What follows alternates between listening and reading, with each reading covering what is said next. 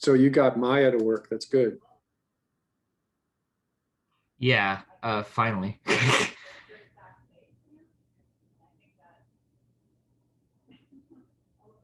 Okay. You know, it looks pretty good. So I'm going to just kind of scrub through it.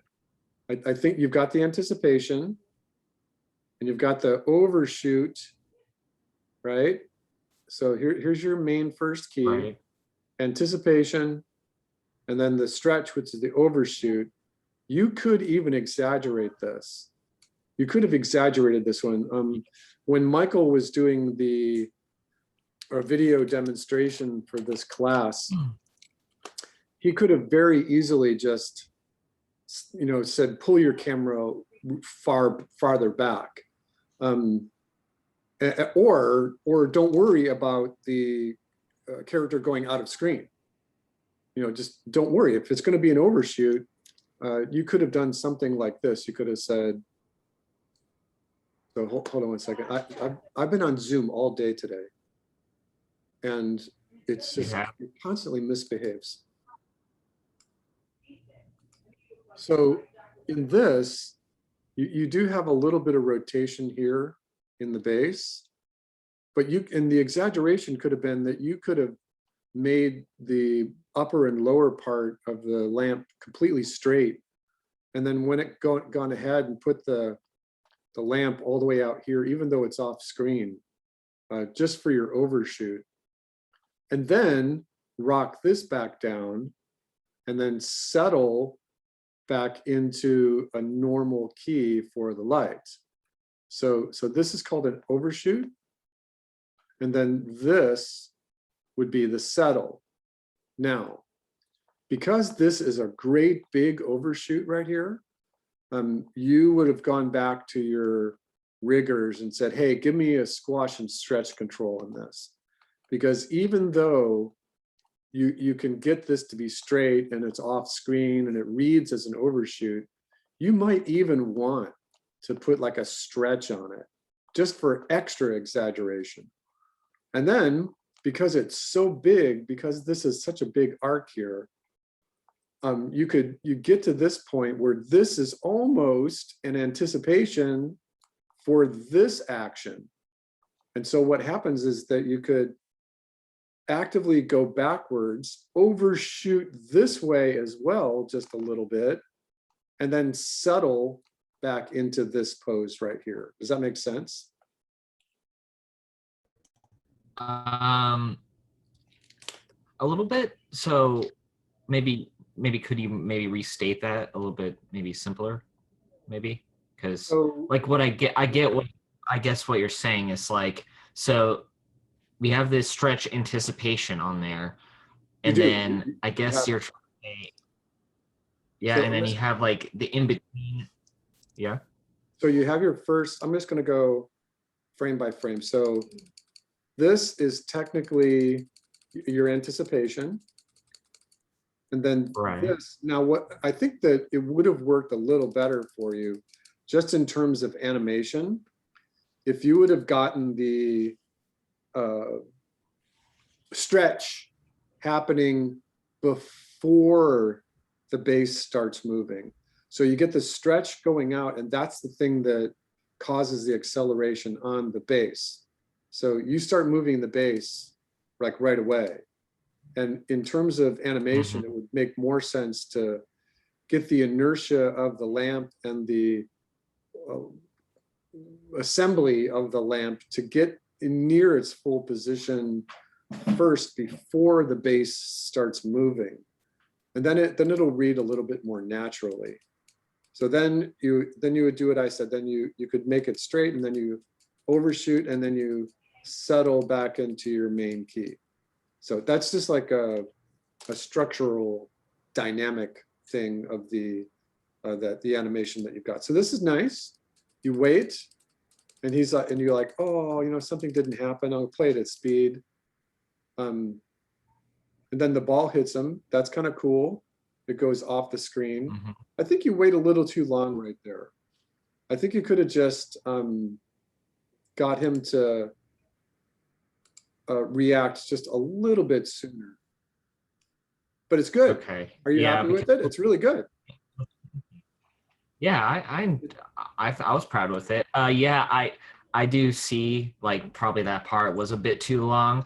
I did because whenever I animate this, I thought it was too short. That's probably why in that pause I put it a little bit too long because what I wanted to make it in that scene is where he's looking at the ball and so he's focusing like what's happening with the ball because the ball's bouncing off and it sounds like the ball bounced off on the table and that's why he's sad. So that's why I probably put it a bit too long and maybe I should make it a little bit shorter because Right. or should have left it as it is. Right. So Hi, Santina. Hi. So we're talking with Ian. I just told him that I didn't get a chance to critique all of the final,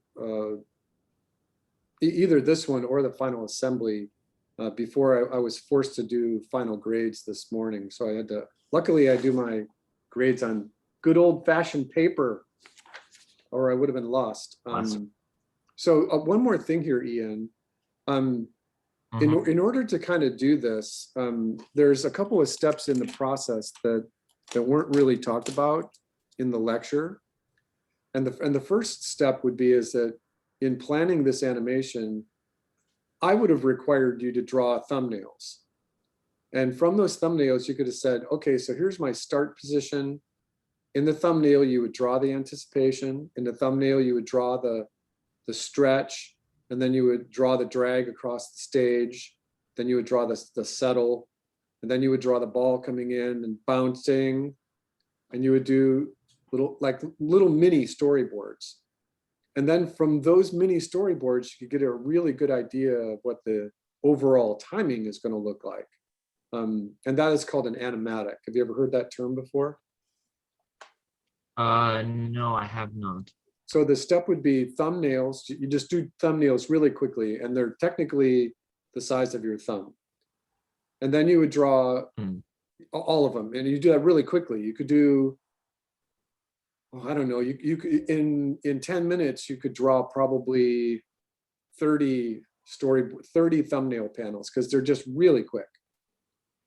And then you get an idea of what your planning is like, what your timing and planning is like.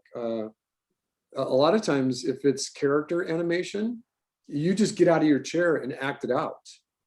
You just get up and get out of your chair and act it out. And you could actually videotape yourself and get a really good idea of what your timing is going to look like. Let me do this. You can still see my screen, right? I still see. I just killed this. Hold on. I go backwards. Hold on.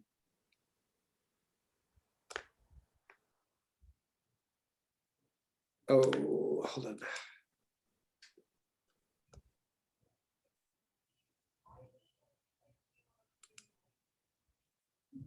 All right.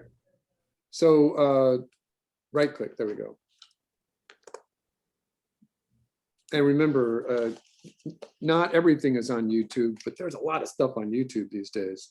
So and lots of people are like working, uploading videos, and it's their whole, that's their full-time job, is to just upload videos to YouTube. Musicians are like, they're making it work because of things like YouTube. There's a whole bunch of them I have queued up, like the Scott Bradley. He's got one particular video that he's got. A Tuba Skinny, they're from New Orleans. But this Scott Bradley guy, these videos are up like 40 million hits. And then this one is like 50 million hits. And YouTube pays you money when you're making that kind of money. All right, so what I would put up here, I would put Horton, here's a Who.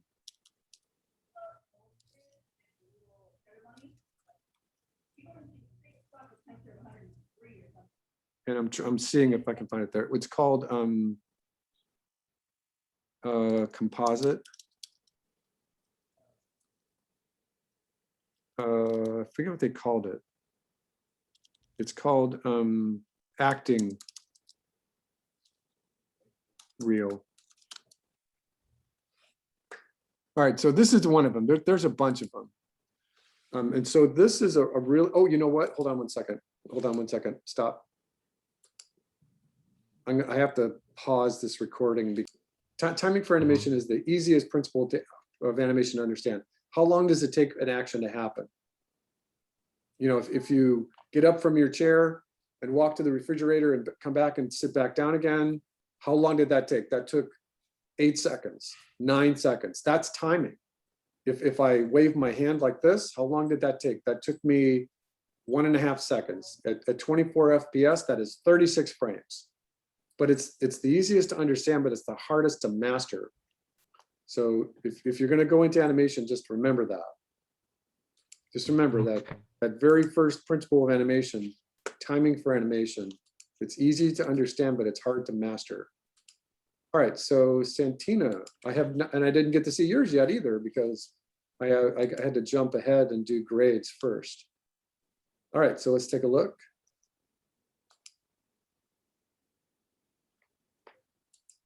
Santina. I don't know if you animated a movie. Let me refresh this.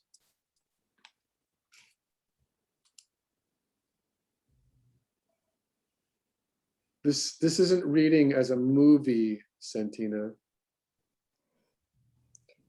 It was working when I did it. Like when I was double checking it, it was moving.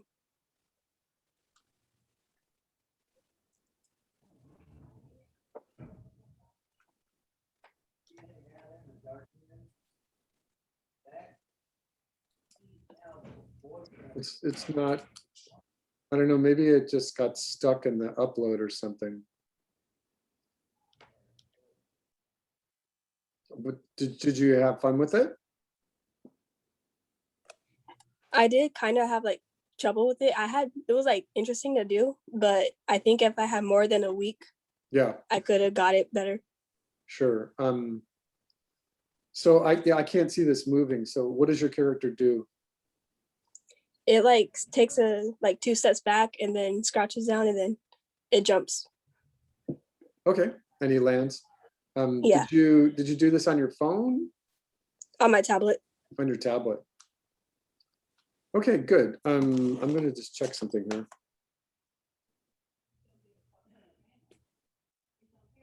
So yeah, I didn't see this. So technically your grade would have been a bunch higher. So just I would have probably given you an extra 15 points in the final grade of this. So just know that you did really well in this observation class, really, really well. I'm glad that you're here. I'm glad that you're happy with it. All right, so let's take a look at some of the other ones.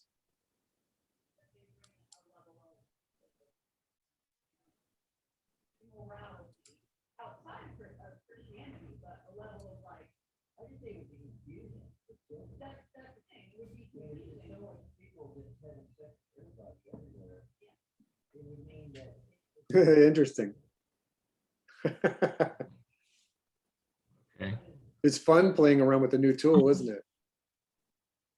It does So, look you know, fun. I think that this tool right here is a really great tool just because it's not complicated. Maya can be really complicated.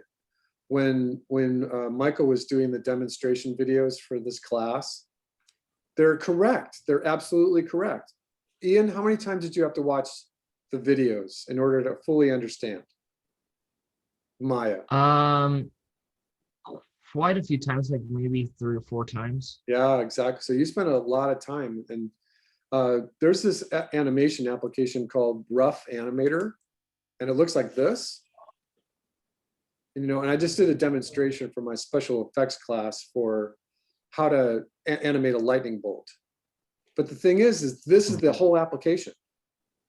That's it. You know, it's one of those things like an iPhone or a phone where you can look at it and you can master it in just a couple hours. So it's called Rough Animator. You see it up here, Rough Animator. I do see it. I'm gonna put this away. Let me show you the water splash I did last week.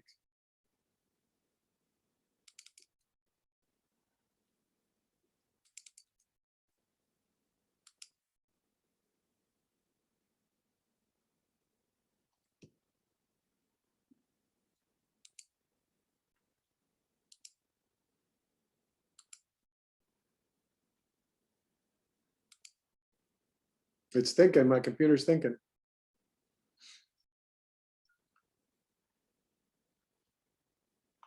I did the special effects for James and the Giant Peach and a bunch of other stuff too. This is a water splash.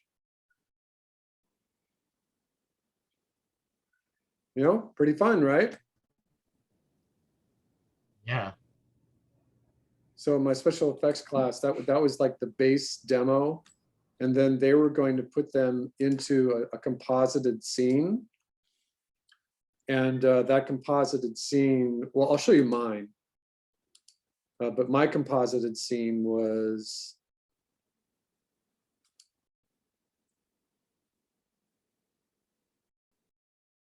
this thing is not behaving. I wonder why it's not behaving.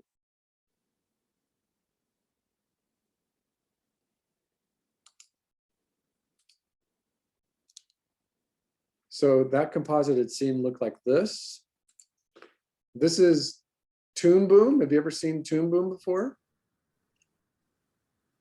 Yes, I've heard of it. I think somewhere like on YouTube where someone was using So Toon Boom for like some animation. this is how 2D animation is done these days. Yeah, and it is really complicated. It's a very, very complicated 2D application. But in my special effects class, I have the students doing a composite of smoke and fire and water and lava and lightning. So take a look at this one.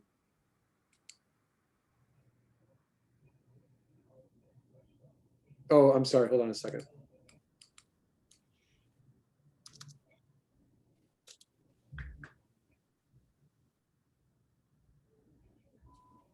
And it's not looking extremely pretty because I have a whole bunch of stuff going on in this one. I did like a little demo this morning of how to get something to move, just a real simple move. So I have like this ball.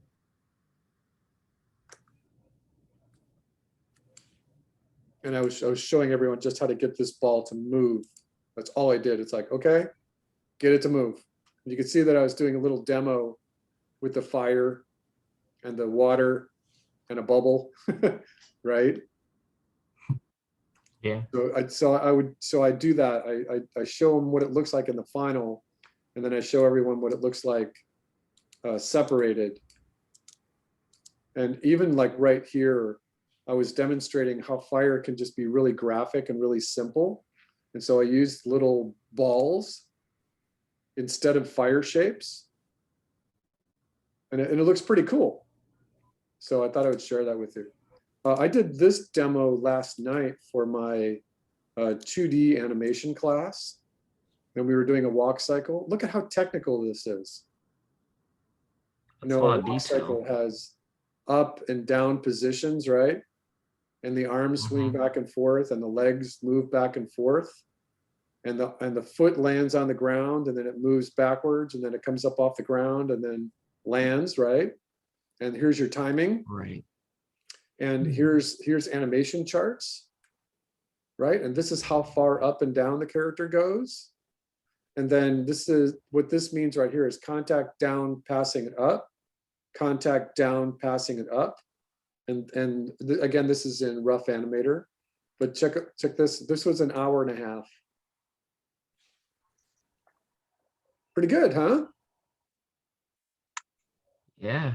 Pretty good. So that little demo is on YouTube. I believe if you, I will share this video that I'm taking right now of the of our session right here. And as soon as you do that, you could go to my channel, and this is on there. I posted it last night. But again, this Rough Animator application, this costs $4.99. And it's really easy to use. It's like, this is everything. I have every single panel turned on. Every single working talking panel turned on. So you're talking about Rough Animator or the other one? Rough Animator. This is really, really easy to use. Okay. Yeah, so it's good to like just familiarize yourself with just drawing. It's the only thing about this one is that you do need some sort of drawing tablet, some sort of Wacom tablet or bamboo tablet, because you can't draw with a mouse. So this was just all done with a tablet. Oh, well, I mean, I'm fine with that. I have a Surface Pro that I use Yeah, there you go. to draw. There you go. So that could work. All right, this is Tatiana's.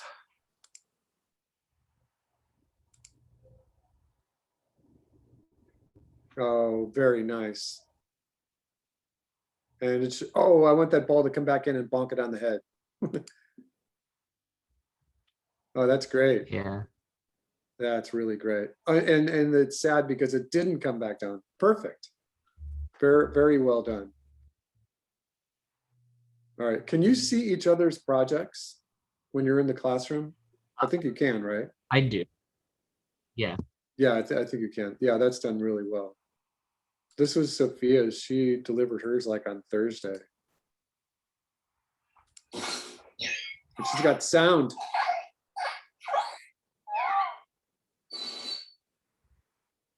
It's, you know, when I was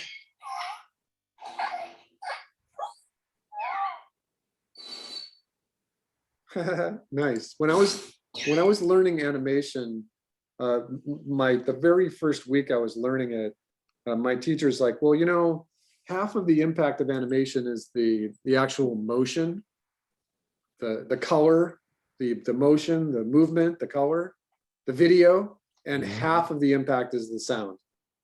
And think about it. Think about like Homer Simpson. You would not believe anybody else except Dan Castellaneta could do Homer Simpson's voice. It's half of it. Look at Bugs Bunny, Mel Blanc. You know, all of those characters Yeah. they would have half of the impact is his voice. Think about Robin Williams doing the voice for the genie. All right, Yeah, so especially that one. yeah, exactly. Robin Williams, this is great. All right, so this was Kelly's. So Santina, I think what I see here is that she might have uploaded a GIF, but it's not working as a GIF. But this one's probably reading as a movie. I can check yours as well. Let me see. So this was hers. Character walks in. Oh, and she's got two characters on the stage as well. Excellent. Just very excellent. All right, let me check something.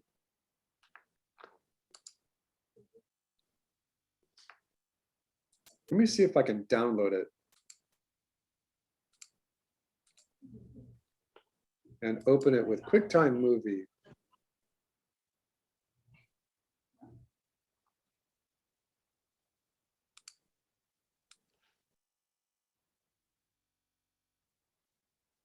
Where's my QuickTime Movie? There it is.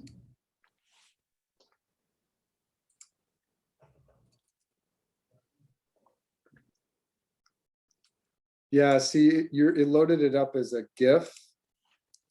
And I could get it to play if I hold my arrow key down, maybe.